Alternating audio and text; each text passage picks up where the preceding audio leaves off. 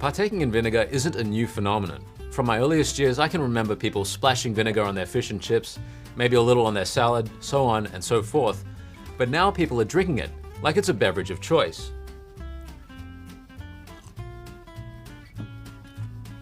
Is this a form of self-punishment? Do these people have some kind of taste bud malfunction? As it turns out, it's actually to lose weight. Many people opt for apple cider vinegar with the mother. What is the mother? Who is the mother? We'll talk about her in a little while. First, let me say that vinegar has been used for millennia. This started perhaps in China with its use as a seasoning. It's commonly consumed today to help with weight loss.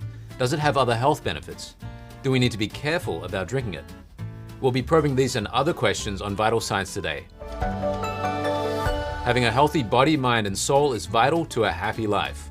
So let's get healthy. I'm Brendon Fallon. Please remember to click that like button and subscribe to the channel. Let's start by looking at how vinegar is made. Actually, it comes from fermenting rice, grains, grapes, or apples. The fermentation process first produces wine. Vinegar forms after further fermentation. All up, there are 5 different types of vinegar: apple cider vinegar, or ACV, wine vinegar, rice vinegar, frequently used in cooking. There's black vinegar and, of course, white vinegar, which is made through distillation. Is vinegar nutritious? While it's extremely low in calories, it contains protein, fibers, and carbohydrates. It has its share of vitamins and minerals.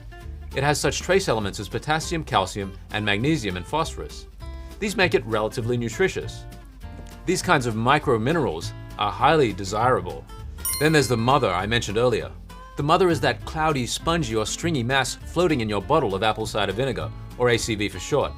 Some manufacturers filter this out. If it's left in, you'll see it printed on the label. The mother is a byproduct of fermenting apple juice to make apple cider vinegar. It's a byproduct of yeast and bacteria. Why would you want a bacterial mass fogging up your ACV? There are actually a few reasons. For one, it gives the ACV a better, more natural apple flavor. The mother also has threads of bacteria, which are dense in probiotics and rich with enzymes, to aid with digestion. Speaking of health benefits, vinegar in general contains antioxidants. Here's a little biology for you.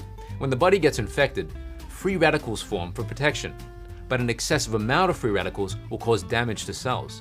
In fact, free radicals are major culprits in chronic inflammation and aging. Vinegar has antioxidants, which are like the Avengers, turning up to take on the free radical bad guys. Antioxidants neutralize free radicals. The darker the vinegar, the more effectively its antioxidants perform. A good thing to keep in mind when choosing your vinegar. What other benefits does vinegar offer? For one, it can help regulate blood sugar levels. Drinking 1 or 2 spoons of vinegar after eating can slow the absorption of carbohydrates. Vinegar can keep insulin from rising excessively, thus regulating blood sugar levels. So people with diabetes may benefit from adding a bit more vinegar to their diets. On top of that, vinegar can lower cholesterol. Research shows just adding a moderate amount of vinegar to your diet can lower your cholesterol. But let's cut to the chase. You and I both know what you're here for. You want to lose weight. Well, I got a little something for you. Vinegar can help with weight loss. For one, it can slow the body's absorption of carbohydrates. This can keep insulin from rising too high. It can also ease satiety, so we don't crave food so much. These things in combination can help keep weight under control.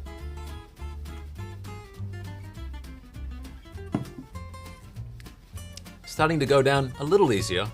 Traditional Chinese medicine tells us that vinegar passes through the liver meridian. It works along the liver meridian's path through the body. Meanwhile, it's both antipyretic, meaning it can prevent or reduce fever, and it's also detoxifying. It can work on all types of inflammation along the liver meridian, like in the liver, of course, and gallbladder, in the digestive system, in the breasts, throat, eyes, and even certain prefrontal areas in the brain. Vinegar can also fight tumors, particularly those along the liver or stomach meridian. That's because vinegar passes through the liver and stomach meridians. And if you're not already guzzling vinegar by the gallon, let me tell you that vinegar is also great for the skin. It fosters skin repair. Some of you may have experienced or have melasma. It's a condition that causes dark, discolored patches on the skin. Vinegar can help to remove melasma. But before you down another pint of apple cider vinegar, with the mother, a small word of caution on drinking vinegar. People vulnerable to potassium deficiency need to be careful. Vinegar impedes the absorption of potassium. People with hypokalemia or cardiac problems, and also those with osteoporosis, need to be careful. These people may need to up their potassium intake if they're going to up their vinegar intake.